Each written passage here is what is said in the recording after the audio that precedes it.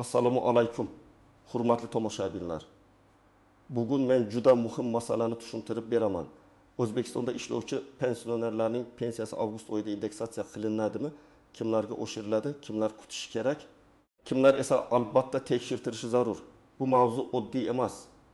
Chunki ko'pchilik pensionerlar ishlayotgan bo'lsa, menga pensiya oshmaydi. Ishlayotganim uchun indeksatsiyadan chetda qolaman. Avgustdagi oshirish faqat ishlamaydigan pensionerlarga tegishli deb o'ylaydi. Mana shu noto'g'ri tushunchalar tufayli ayrim odamlar o'z haqini vaqtida talab qilmaydi. Bu ma'lumot har bir oilaga tegishli. Chunki deyarli har bir xonadonda pensioner bor.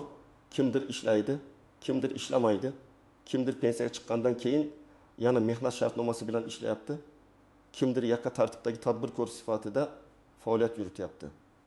Shuning uchun videoni oxirigacha ko'ring. Hozirning o'zida kanalga obuna bo'ling, like bosing.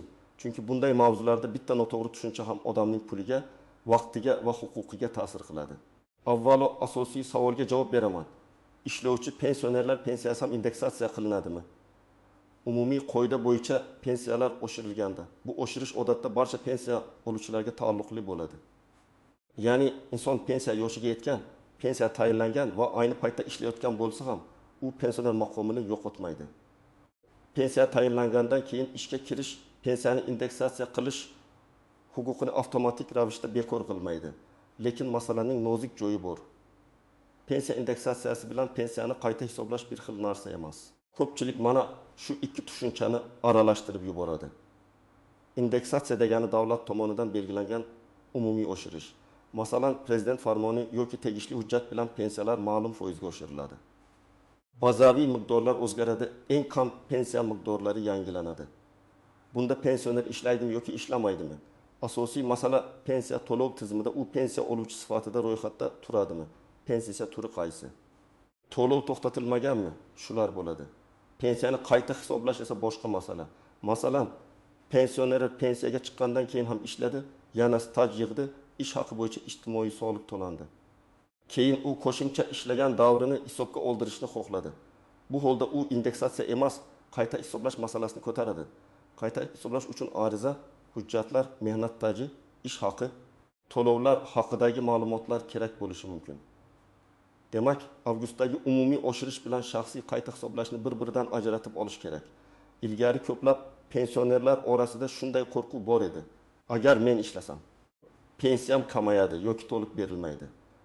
Haqiqatan ham tarixan ayrim davrlarda ishlovchi pensionerlarga pensiyani to'lash bo'yicha cheklovlar, ayrim toifalar uchun to'lovning bir qismi, ayrim lavozimlar bo'yicha alohida tartiblar bo'lgan. Shuning uchun bugun ham odamlar eski ma'lumot bilan yashab yuradi. Ayniqsa qishloq joylarda yoki yoshi katta insonlar orasida ishlasang, pensiyangni kesib qo'yadi degan gaplar hali ham uchraydi. Hozir esa asosiy yondashuv boshqacha. Pensioner ishlayotgan bo'lsa ham unga tayinlangan pensiya odatda to'lanadi. Umumiy oshirishlar esa pensiya tizimi orqali hisobga olinadi. Ya'ni ishlayotgan pensioner avgust oyidagi indeksatsiyadan avtomatik ravishda chetda qolishi kerak degan qoida yo'q. Agar pensiya oluvchi bank kartasi orqali yoki naqd shaklida pensiya olayotgan bo'lsa, oshirilgan miqdor belgilangan sanadan boshlab tizimda aks etishi kerak. Ammo amaliyotda muammo nimada paydo bo'ladi? Birinchidan, odam pensiya miqdori nega aynan shuncha bo'lganini bilmaydi. Ikkinchidan, ayrim hollarda ma'lumotlar bazasida ish joyi, to'lov turi, pensiya turi yoki oldingi hisob kitoblar bo'yicha noaniqlik bo'lishi mumkin. Uchinchidan, inson pensiyasini oshdi deb o'ylaydi. Lekin bank kartasiga tushgan pul miqdoriga qarab chalkashadi. Nega menga qo'shilmadi? Aslida ba'zan qarzdorlik, aliment, ijro hujjati, bankdagi ushlab qolish, oldindan to'langan summa yoki boshqa ushlanmalar bo'lishi mumkin. Shuning uchun faqat kartaga tushgan pulga qarab yakuniy xulosa chiqarish noto'g'ri. Avgust oyidagi indeksatsiya deganda odatda pensiya, nafaqa va ayrim ijtimoiy to'lovlar miqdorini oshirish tushuniladi. Bunday oshirishlar davlat budjeti, inflyatsiya, aholi daromadlarini qo'llab-quvvatlash, narxlar o'sishini qoplash kabi omillar bilan bog'liq bo'ladi. Oddiy til bilan aytsam, bozorda narxlar oshsa, kommunal to'lovlar o'zgarsa, oziq-ovqat, dori-darmon, transport xarajatlari ko'paysa, pensiya miqdori ham ma'lum darajada moslashtirilishi kerak. Indeksatsiyaning maqsadi pensioner daromadini real hayotdagi xarajatlarga yaqinroq ushlab turishdir. Lekin indeksatsiya odamning pensiyasini 2 barobar qilib yuboradigan alohida mukofot emas. Bu umumiy mexanizm. Masalan, kimningdir pensiyasi 1 million 200 ming so'm bo'lsa, belgilangan foiz asosida oshadi. Kimningdir pensiyasi 2 million 500 ming so'm bo'lsa, u ham shu tartibda oshadi. Ammo eng kam pensiya bazaviy hisoblash miqdori yoshga doir eng kam pensiya. Nogironlik pensiyasi yoki o'quvchisini yo'qotganlik pensiyasi bo'yicha alohida chegaralar o'zgarsa, ayrim odamlarning pensiyasi boshqalarnikidan farqli ko'rinishda oshishi mumkin. Masalan, bir pensionerning pensiyasi ilgari eng kam chegaraga yaqin bo'lgan. Indeksatsiyadan keyin nafaqat foizni oshirish, balki minimal kafolat ham ta'sir qilishi mumkin. Boshqa pensioner esa yuqoriroq ish haqi va ko'proq staj bilan pensiya olgan bo'lsa, unda oshirish foiz hisobida ko'rinadi. Shuning uchun qo'shningizga 2 ming so'm qo'shildi, sizga esa 500 ming so'm qo'shildi. Degani darhol xato bor degani emas. Har bir pensiyaning tarixi, staji, ish haqi, pensiya turi, ustama va qo'shimchalari alohida. Agar siz pensiyaga chiqqansiz, pensiyangiz rasmiy tayinlangan. Har oy muntazam olasiz va hozir mehnat shartnomasi asosida ishlayapsiz. Umumiy indeksatsiya sizga ham taalluqli bo'lishi kerak. Bu holatda alohida ariza bermasdan ham oshirish tizimida aks etishi kerak. Lekin men har doim shuni maslahat beraman. Avgust oyi to'lovi tushgandan keyin miqdorni tekshiring. Oldingi oy bilan solishtiring. Faqat umumiy summani emas, agar imkon bo'lsa, pensiya bo'limidan yoki elektron xizmatlar orqali hisoblangan miqdor qanday o'zgarganini aniqlang. Agar siz pensiyaga chiqqansiz, lekin pensiya to'lovi vaqtincha to'xtatilgan bo'lsa, masalan, hujjatdagi muammo, yashash joyi, chet elga chiqish, bank rekvizitlari yoki boshqa sabablar bo'lsa, bu holda indeksatsiya amaliy to'lovga darhol aks etmasligi mumkin. Bunday vaziyatda muammo ishlayotganim uchun oshma degani emas. Balki to'lovning o'zi bo'yicha to'siq bor yo'qligini tekshirish kerak. Agar siz pensiyaga chiqqandan keyin yana ishlagan bo'lsangiz va mening pensiyam qo'shimcha staj hisobiga ham oshishi kerak deb o'ylasangiz, bu alohida masala. Indeksatsiya avtomatik bo'lsa, qo'shimcha staj bo'yicha qayta hisoblash ko'pincha murojaat va hujjatlarni talab qiladi. Masalan, siz 60 yoshda pensiyaga chiqdingiz, keyin 30 yil rasmiy ishladingiz.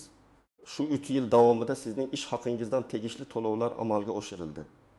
Siz endi pensiyangizni qayta ko'rib chiqishni xohlaysiz. Bunda avgustdagi indeksatsiyani kutib o'tirmasdan pensiya jamg'armasi bo'limiga murojaat qilish kerak bo'ladi. Birinchi misol, Anvar aka 13 yoshga doir pensiya oladi. Pensiyasi iyul oyida 1 million 800 ming so'm bo'lgan. U maktabda qorovul bo'lib ishlaydi. Avgustda pensiyalar oshirilgan bo'lsa, Anvar akaning ishlayotgani uning umumiy indeksatsiyadan chetda qolishiga sabab bo'lmaydi. Agar belgilangan oshirish 10% deb faraz qilsak, uning pensiyasi taxminan 1 million 980 ming so'm atrofida bo'lishi mumkin.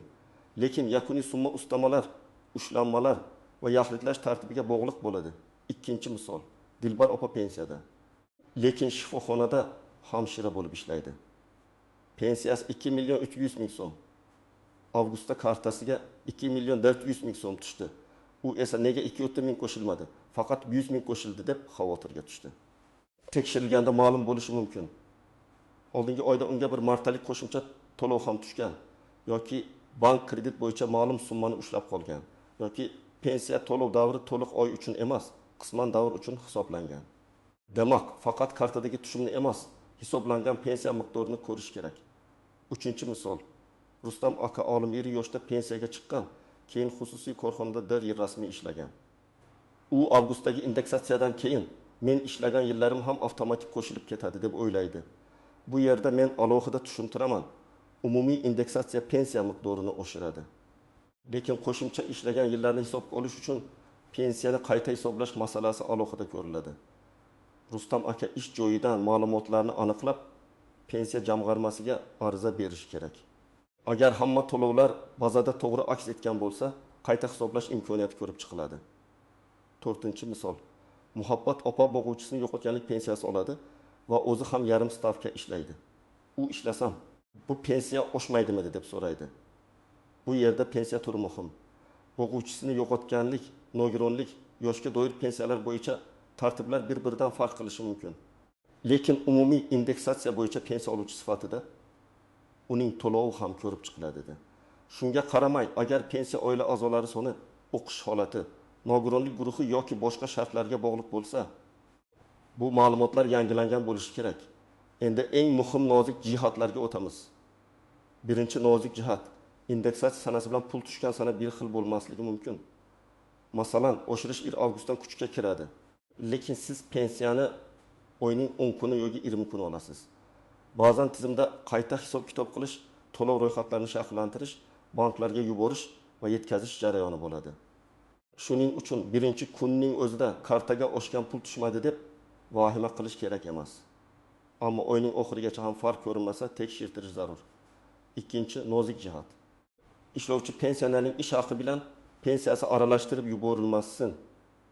Ish haqi alohida, pensiya alohida. Ish joyingizda maosh oshishi pensiyani avtomatik oshirmaydi. Pensiya davlat pensiya tizimi orqali hisoblanadi.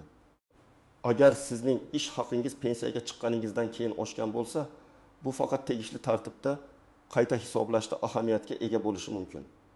Demak, mening maoshim oshdi, nega pensiyam o'zgarmadi degan savolga javob shunday. Maosh oshishi bilan pensiya indeksatsiyasi bir xil mexanizm emas. Uchinchi nozik jihat, norasmiy ish staji pensiyaga ta'sir qilmaydi. Juda ko'p odamlar pensiyaga chiqqandan keyin kelishib ishlayman, qo'lga pul olaman deydi. Bunda bugun daromad bor, lekin ertaga pensiyani qayta hisoblashda hujjat yo'q. Agar mehnat shartnomasi bo'lmasa, ijtimoiy soliq to'lanmasa, elektron mehnat daftarchasida ma'lumot aks etmasa, keyin men 5 yil ishladim deb isbotlash qiyin bo'ladi. Shuning uchun ishlovchi pensionerlar uchun eng katta maslahat ishni rasmiylashtiring. 4-chi nozik jihat. Yakka tartibdagi tadbirkorlik o'zini o'zi band qilish va shunga o'xshash faoliyatlar bo'yicha staj hisoblanishi tartibga bog'liq. Har bir faoliyat turi avtomatik tarzda pensiya stajiga bir xil qo'shilmaydi. To'lovlar qilinganmi? Faoliyat ro'yxatdan o'tganmi? Davrlar bazada ko'ringanmi? Shular muhim. Agar siz pensioner bo'lib turib tadbirkorlik qilsangiz, keyinchalik pensiya qayta hisobida bu davr qanday hisoblanishini oldindan aniqlab oling. 5-chi nozik jihat, pensiya ustamalari ham alohida ahamiyatga ega. Ayrim pensionerlarda asosiy pensiyadan tashqari ustamalar bo'ladi. Urush qatnashchilari, mehnat faxriylari, nogironlik holati, parvarish, alohida xizmatlar, mukofotlar, qonunchilikda belgilangan boshqa qo'shimchalar. Avgustdagi oshirish bularning hammasiga bir xil ta'sir qilmasligi mumkin. Ba'zi ustamalar foizli bo'ladi, ba'zilari qat'iy miqdorda belgilanadi. Ba'zilari bazaviy ko'rsatkichga bog'liq bo'ladi. Shuning uchun yakuniy pensiya oshishi har bir insonda har xil chiqadi. 6-chi nozik jihat, pensiya turi o'zgarganda indeksatsiya hisob-kitobi ham boshqacha ko'rinishi mumkin. Masalan, nogironlik pensiyasidan yoshga do'l pensiyaga o'tish, boquvchisini yo'qotganlik pensiyasidagi oila a'zolari soni o'zgarishi, talaba farzandning o'qishini tugatishi, nogironlik guruhi qayta belgilanishi kabi holatlar pensiya miqdoriga ta'sir qiladi. Odam esa buni avgustdagi indeksatsiya bilan bog'lab qo'yadi. Aslida sabab boshqa bo'lishi mumkin. Endi siz nima qilishingiz kerakligini aniq aytaman. Birinchi qadam, iyul oyida olgan pensiyangiz miqdorini yozib qo'ying. Avgustda tushgan miqdor bilan solishtiring. Agar sizda bank ilovasi bo'lsa, kirimlar tarixini ko'ring. Agar naqd olsangiz, to'lov varaqasi yoki pensiya yetkazuvchi tashkilotdan ma'lumot so'rang. Faqat xotiraga ishonmang, raqamni yozma ravishda taqqoslang. Ikkinchi qadam, pensiyangiz oshganmi yoki faqat kartaga tushgan pul o'zgarganmi? Shuni ajrating. Masalan, kredit, aliment, ijro qarori, ortiqcha to'langan summani qaytarish, bank komissiyasi yoki boshqa ushlanmalar bo'lishi mumkin. Siz pensiya jamg'armasidan aynan hisoblangan pensiya miqdori bo'yicha ma'lumot so'rashingiz kerak. Menga kartaga kam tushdi degan gapdan ko'ra, avgust oyida menga hisoblangan pensiya miqdorini izohlab bering deb murojaat qilish ancha to'g'ri. 3-qadam, agar siz ishlayotgan bo'lsangiz, ish joyingiz rasmiyligini tekshiring. Mehnat shartnomangiz bormi? Elektron mehnat daftarchasida ko'rinyaptimi? Ish beruvchi siz uchun tegishli to'lovlarni amalga oshiryaptimi? Bularni bilib oling. Buni kadrlar bo'limidan, buxgalteriyadan yoki tegishli elektron tizimlar orqali tekshirish mumkin. Agar ish beruvchi siz pensionersiz, sizga rasmiylashtirish shart emas desa, bu sizning kelajakdagi huquqingizga zarar qilishi mumkin. 4-qadam. Agar pensiyaga chiqqandan keyin bir necha yil ishlagan bo'lsangiz, pensiyani qayta hisoblash masalasini o'rganing. Buning uchun tuman yoki shahar pensiya jamg'armasi bo'limiga murojaat qilasiz.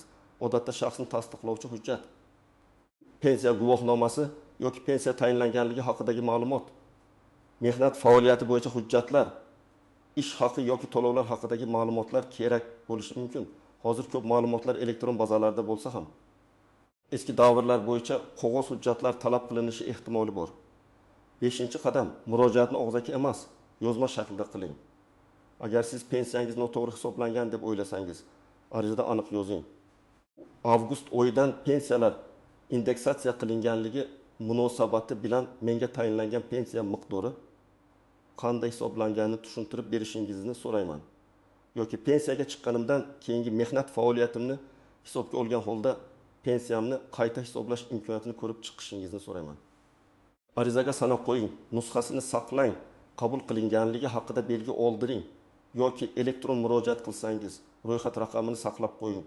6-qadam, agar javob sizni qoniqtirmasa, yuqori tashkilotga murojaat qiling. Avval tuman yoki shahar bo'limi, keyin hududiy boshqarma, zarur bo'lsa tegishli vazirlik yoki rasmiy murojaat portallari orqali shikoyat qilish mumkin. Lekin shikoyatda hissiyot emas, raqam, sana va hujjat bo'lishi kerak. Masalan, iyul oyida pensiyam 1.750 ming so'm edi. Avgust oyida 1.750 ming so'm bo'lib qoldi. Indeksatsiya aks etmadi. Sababini yozma tushuntirishni so'rayman. Mana shunday aniq murojaatga aniq javob olish osonroq. 7-qadam. Boshqa odamlarning pensiyasi bilan o'zingiznikini yuzaki taqqoslamang. Qo'shningiz 2 million olayotgan bo'lsa, siz 1 million 600 ming olayotgan bo'lsangiz, bu darhol adolatsizlik degani emas. Staj, ish haqi, pensiya turi, ustama, nogironlik holati, bola parvarishi davri, harbiy xizmat, imtiyozli staj, zararli mehnat sharoiti kabi omillar natijani o'zgartiradi. To'g'ri taqqoslash uchun pensiya ishini ko'rish kerak. Men ayniqsa quyidagi toifadagi ishlovchi pensionerlarga e'tiborli bo'lishni maslahat beraman. Birinchisi, avgustda pensiyasi umuman o'zgarmaganlar. Agar umumiy oshirish e'lon qilingan bo'lsa va sizning hisoblangan pensiyangiz 1 so'm ham o'zgarmagan bo'lsa, sababini aniqlang. Ikkinchisi, pensiyaga chiqqandan keyin uzoq vaqt rasmiy ishlaganlar. Sizda qo'shimcha qayta hisoblash imkoniyati bo'lishi mumkin. Uchinchisi, pensiyasida ushlanmalar bo'lganlar. Sizga aslida oshirilgan pensiya hisoblangan bo'lishi mumkin, lekin qo'lga kam tushayotgan bo'lishi ehtimoli bor.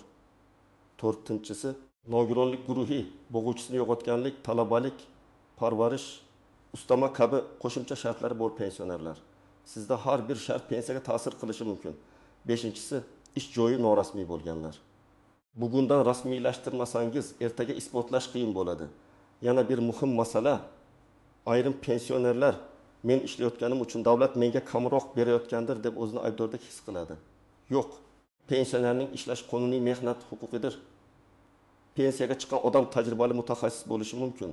Maktabda, shifoxonada, korxonada, xizmat ko'rsatish sohasida, tadbirkorlikda faoliyat yuritishi mumkin. Ishlayotgan pensioner jamiyatga foyda keltiryapti. Soliq va to'lovlar tizimida ishtirok etyapti. Oilasiga yordam beryapti. Shuning uchun o'z huquqingizni bilishdan tortinmang. Birinchi xato. Hamma narsani buxgalter hal qiladi deb o'ylash. Ish joyingiz buxgalteri ish haqingizni hisoblaydi, lekin pensiya masalasini pensiya jamg'armasi yuritadi. Buxgalter ayrim ma'lumotlarni beradi, lekin pensiyaning yakuniy hisob-kitobini u hal qilmaydi. Ikkinchi xato. Ariza bermasam ham qo'shimcha staj o'zi qo'shiladi deb kutish. Umumiy indeksatsiya avtomatik bo'lishi mumkin. Lekin shaxsiy qayta hisoblash bo'yicha murojaat zarur bo'lishi ehtimoli yuqori. Kutib yurish o'rniga tekshirtiring. Uchinchi xato, kartaga qancha tushsa, pensiyam shu deb o'ylash. Hisoblangan pensiya va qo'lga tushgan summa farq qilishi mumkin. Sizga hisoblangan miqdor, ushlab qolingan summa va to'langan summa alohida ko'rsatilishi kerak. To'rtinchi xato. Men pensionerman. Rasmiy ishlashning foydasi yo'q deyish. Aksincha, aynan pensioner uchun ham rasmiylik muhim. Chunki qo'shimcha davrlar, to'lovlar, ish haqi ma'lumotlari keyinchalik huquqingizni isbotlashga yordam beradi. Demak, avgust oyidagi pensiya indeksatsiyasi ishlovchi pensionerlar uchun ham juda muhim.